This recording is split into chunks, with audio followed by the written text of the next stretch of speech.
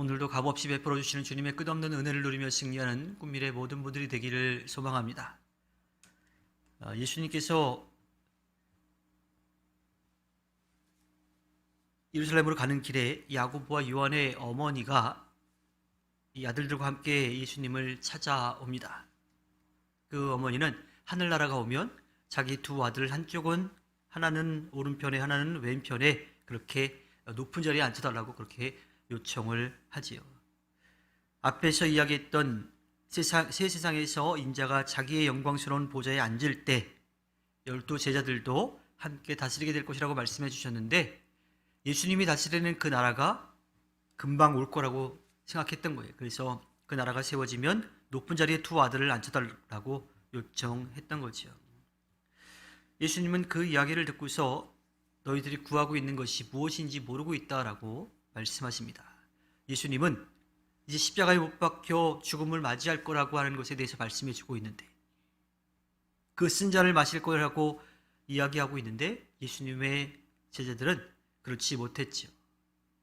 축배의 잔, 축하의 잔을 마실 거라고 생각했어요. 그래서 높은 자리에 올라갈 거라고 그렇게 생각하고 있었던 겁니다.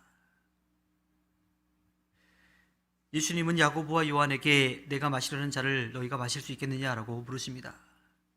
그들은 축배의 잔이라고 생각하고 마실 수 있다고 대답하죠. 그러자 예수님은 그들에게 이제 정말 너희가 그 잔을 마실 거라고 말씀하십니다. 이것은 제자들 전체가 다 고난당하고 또 순교하기도 하는 그런 상황이 벌어질 거라고 하는 것에 대해서 말씀해 주고 있어요. 실제로 이 야고보는 12 제자 중에 제일 먼저 순교했고요. 또 요한은 마지막까지 오랫동안 살았는데 그 마지막까지 계속 고난당하면서 고통 속에서 어려움을 겪으면서 살아가게 됩니다. 자, 이 이야기를 나머지 10 제자가 듣고서 화를 내지요. 그 제자들도 다 똑같이 야고보와 요한처럼 예수님이 나라를 세우면 그곳에서 높은 자리에 앉고 싶은 그런 욕심들이 있었다라고 하는 겁니다. 그러자 예수님은 그들을 불러서 모아놓고서 말씀하시죠. 세상은 높아지기 위해서 다투지만 너희들끼리는 서로 그래서는 안 된다라고 말씀하세요.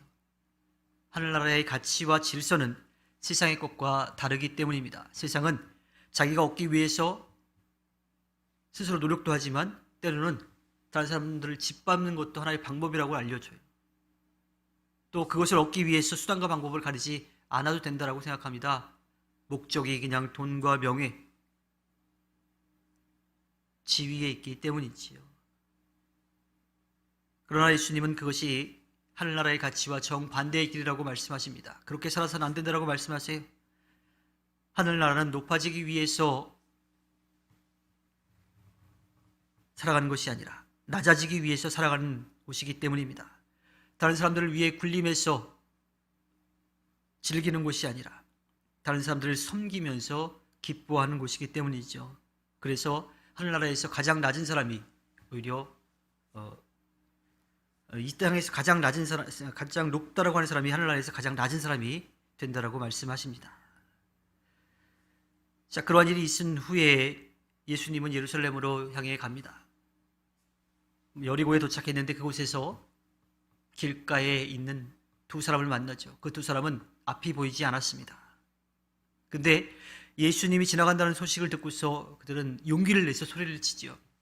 다윗의 자손이신 주님, 우리를 불쌍히 여겨 주십시오. 그들은 입술로, 그들의 마음으로 예수님이 메시아이심을 고백하고 있습니다.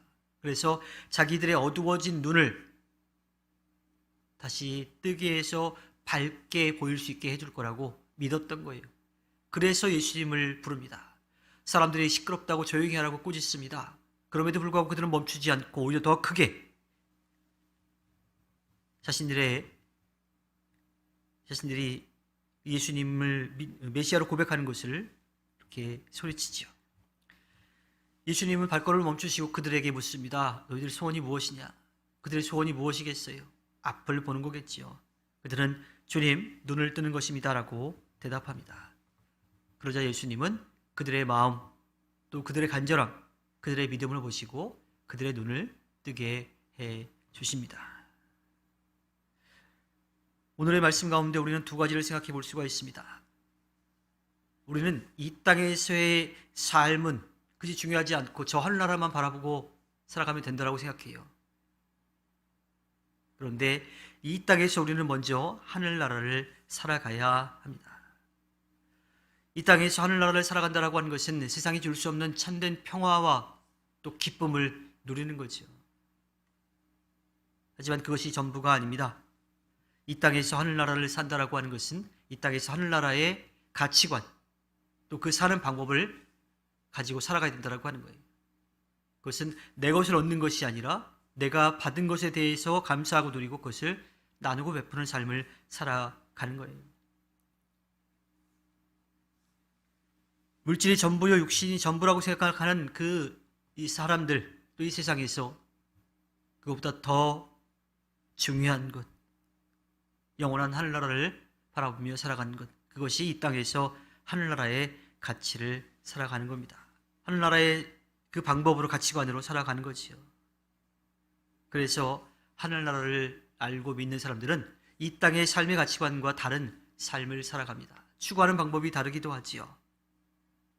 자신의 이익을 위해서 일하던 사람이 하늘나라를 알면 이웃을 위해서 살아갑니다. 높아지고 부해지기 위해 분투하던 사람이 하늘나라를 알면 낮아지고 섬기는 사람이 되지요. 또 자신이 한 것들에 대해서 드러내서 다른 사람들로부터 인정받고 싶었던 마음이 오히려 자신이 한 것도 숨기면서 겸손히 나누고 베풀고 섬기는 삶을 살아가게 됩니다.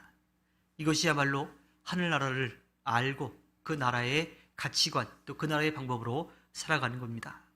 무엇이 중요하고 무엇이 참된지를 알게 되기 때문이죠. 또 하나 기억해야 될 것은 여리고에 있던 눈먼 사람들은요, 자신들이 눈이 어두운 사람이라고 하는 것을 알았어요. 그래서 자신들이 눈을 뜨기를 바라는 간절한 마음으로 예수님을 메시아로 믿고 고백하고 예수님에게 자신들의 눈을 뜨게 해달라고 요청하고 있습니다. 그들의 간절한 믿음과 또한 그들의 간절한 바람이 그들의 눈을 뜨게 해 주었습니다. 그런데 같이 있던 예수님의 제자들은 어때요?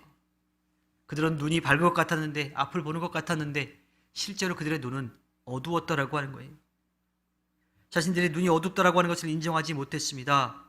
그래서 그들은 보았지만 보지 못했습니다. 예수님은 그 두 눈이 어두운 사람, 그 두 사람을 고쳐주시면서 제자들도 이제 그 믿음의 눈을 뜨기를 바랐을지 모르겠습니다. 우리는 이 땅에서 하늘나라의 가치관으로 살아가야 되고요.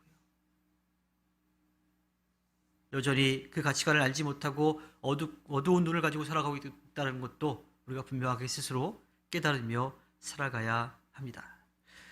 주님께서 허락해 주신 오늘 하루를 살아갈 때에 믿음의 눈을 들어서 주님을 바라보고 이 세상의 가치관이 아닌 영원한 하늘나라의 가치관을 가지고 살아가 주님의 뜻을 이루어서 주님께 기쁨을 드리는 꿈미래 모든 분들이 되기를 주님의 이름으로 부탁드립니다. 기도하겠습니다.